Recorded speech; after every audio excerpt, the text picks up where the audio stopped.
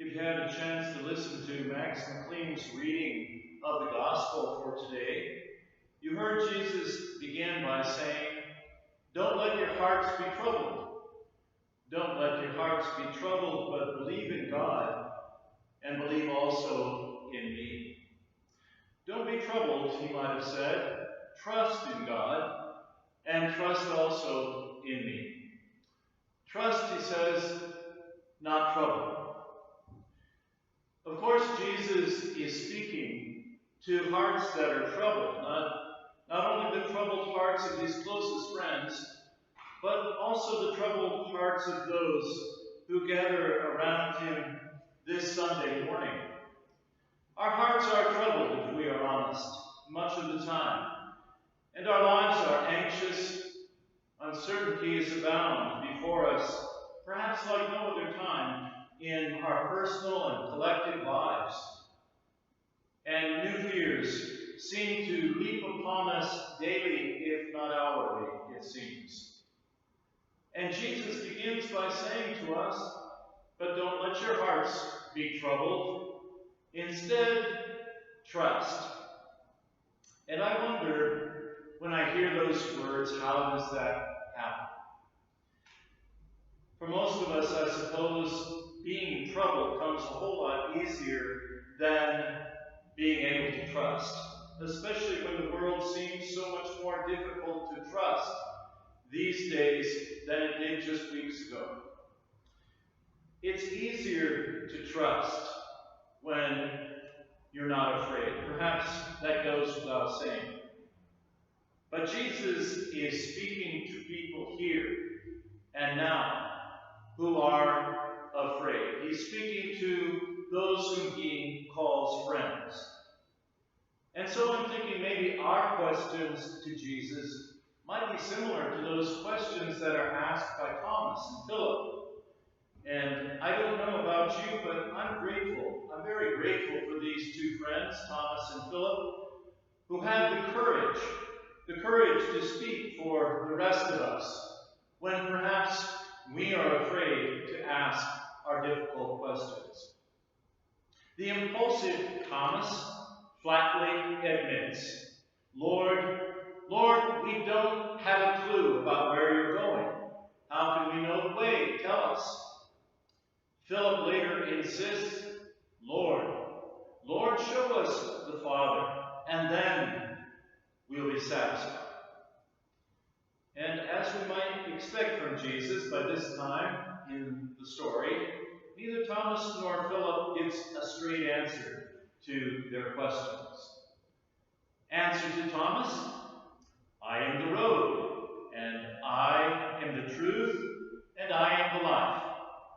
Answer to Philip, "Come on, Philip, have you been with me for so long? You should know that whoever has seen me has seen the Father." And I'm suspecting that together with Thomas, Philip, and the rest of those who are gathered around Jesus, that we are still left scratching our heads. Our hearts are still troubled, and our questions are not yet answered. Answer number 3, in my Father's house there are many resting places. What we might call abiding places, or maybe simply places to stay.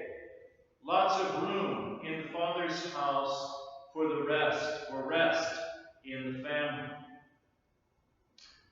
I'm thinking that we could all use a rest by this time. Maybe some rest with just a little more elbow room there in the house. We could all use a rest, I'm thinking, from the relentless bombardment of information and news nonstop. We could use a rest from the flow of grim statistics that come our way. After all, these statistics are people's lives. Yes, we could use a rest from the swirling uncertainties and the guessing about the future.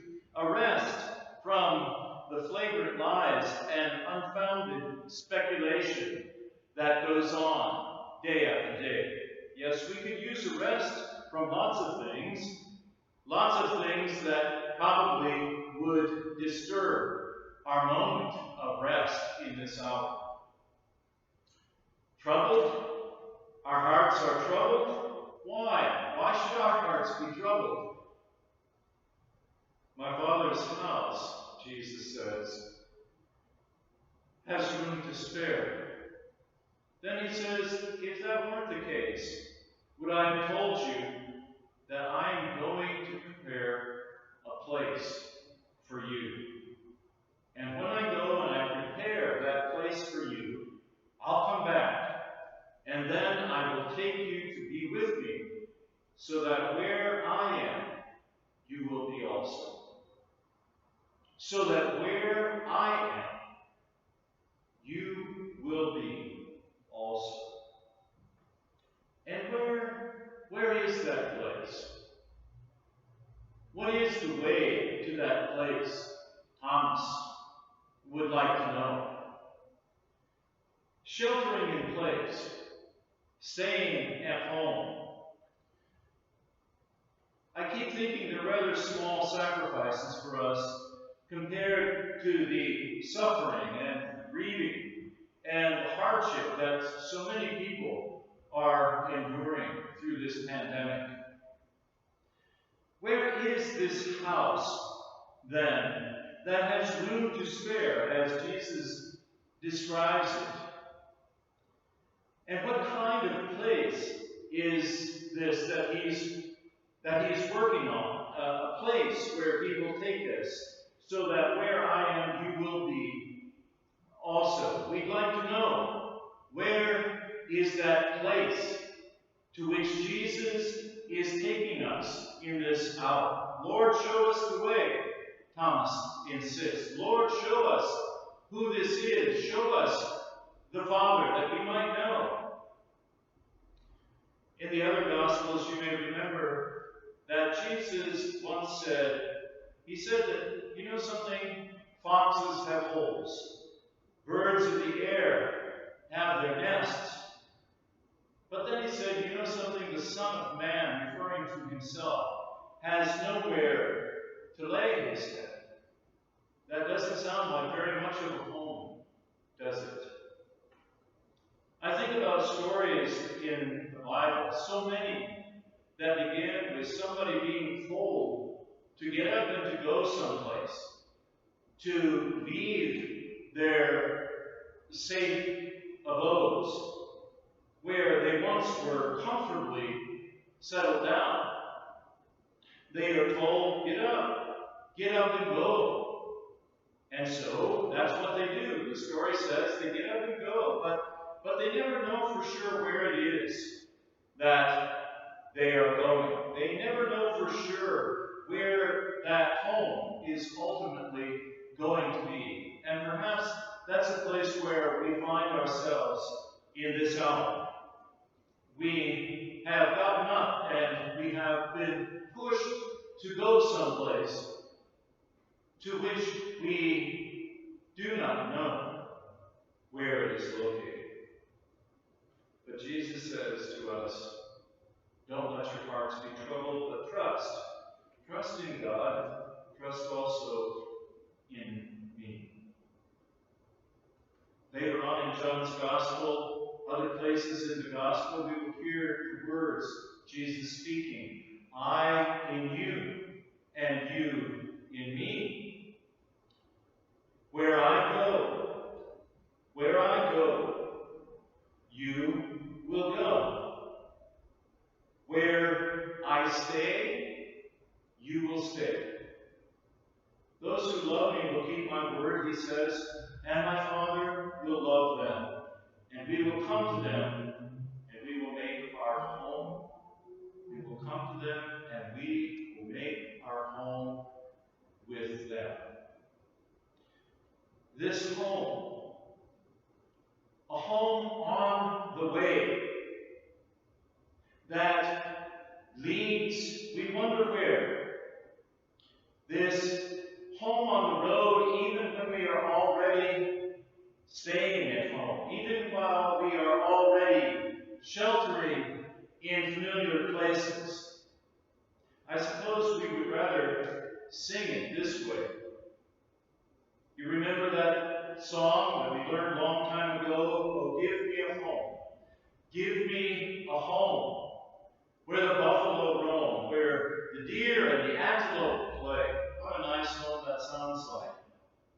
A home where seldom is heard a discouraging word, and the skies are not cloudy all day. That's home. It's home on the range. I remember that when our beloved music teacher, Mrs. Barnard, blessed be her memory, I remember when she taught us first graders to sing those words, when we all might have dreamed that someday, life is going to be this way, the way it was in all the old westerns, where seldom is heard a discouraging word, and the skies are not cloudy all day. I suppose there's something in each of us that yearns for that certainty about where we are going. That's something in us that longs for a reason and a destiny to keep on going, hoping for a place where we will finally be truly at home, where on a very deep level we actually live. And I'm wondering, maybe it is not a particular place at all that Jesus is speaking of. Maybe our destiny is not a particular location. Rather, maybe it is a moment in time. Maybe it is that place, is a relationship. I wonder, maybe, just maybe, it could be this moment. I'm told that after being sent home from Cambridge in order to be safe during the bubonic plague, I'm told that Isaac Newton experienced what some call his year of wonders.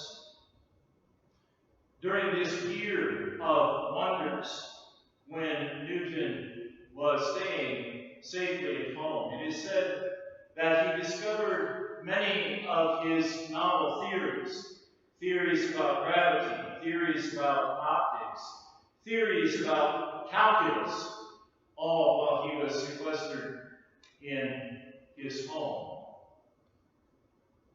Maybe this time staying at home, this particular moment, could be a time for the Father and the Son to again make their home among us.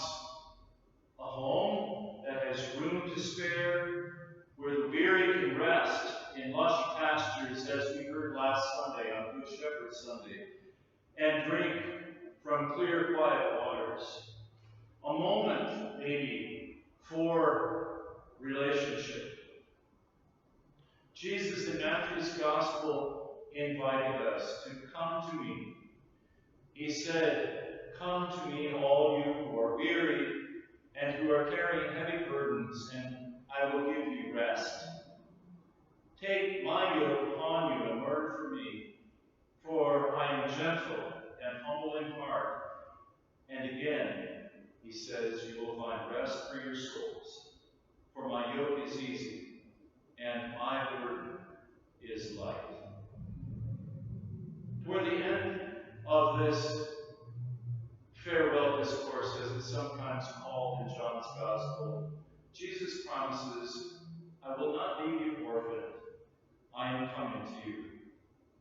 Those who love me will keep my word, and my Father will love them. And we will come to them, and we will make our home with them." Following this sermon in the email that you have received is is a beautiful rendition of a beloved hymn, Beneath the Cross of Jesus. I hope that you'll take some time to listen to it. Beneath the cross of Jesus, I long to take my stand. The shadow of a mighty rock within a weary land, a home within a wilderness, and a rest upon the way. A home within the wilderness and a rest upon the way from the burning of the noontide heat and the burdens of the day. I take, O cross, your shadow for my abiding place, my resting place. And I ask no other sunshine than the sunshine of his face. Content to let the world go by, to know no gain nor loss. My sinful self, my only shame, my